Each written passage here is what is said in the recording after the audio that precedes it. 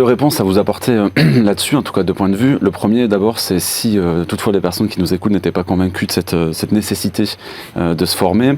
Vous l'avez évoqué pour votre prochaine émission, mais la transformation numérique a changé beaucoup de choses. Elle a changé les modèles de distribution de beaucoup de métiers, voire même tous les métiers.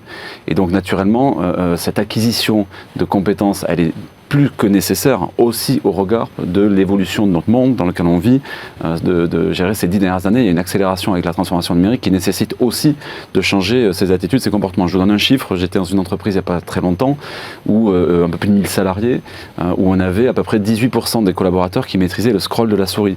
Donc le scroll de la souris, ça peut paraître quelque chose finalement assez basique, et pourtant, c'était pas le cas. Donc, et pourtant, ça fait partie du quotidien. Donc, premier volet, c'est dire, faut se former, parce qu'il y a une réforme aujourd'hui qui permet de simplifier, de donner de l'accessibilité à tout ça, aussi bien pour les uns que pour les autres, et dans le contexte dans lequel nous sommes, c'est capital. Ça, c'est le premier point. Et le deuxième point, par rapport à votre question sur les formateurs et sur la formation, moi j'ai fait ce métier-là et j'ai créé mon entreprise aussi pour ça.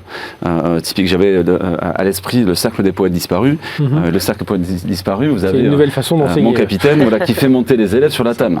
Mais il faut qu'il se passe quelque chose. C'est-à-dire qu'en effet, aujourd'hui, on n'apprend plus aujourd'hui comme hier, et naturellement, on ne doit plus enseigner aujourd'hui comme hier, parce que les modes de consommation de la formation, ils ont changé. Donc il y a une nécessité que les professionnels de la formation, dont nous faisons partie, mais aussi tous les formateurs qui nous écoutent, et même plus largement, je dirais enseignants, puissent s'interroger sur leur pédagogie, leur méthode d'enseignement, leur méthode de formation, pour être aussi des acteurs forts de cette réforme.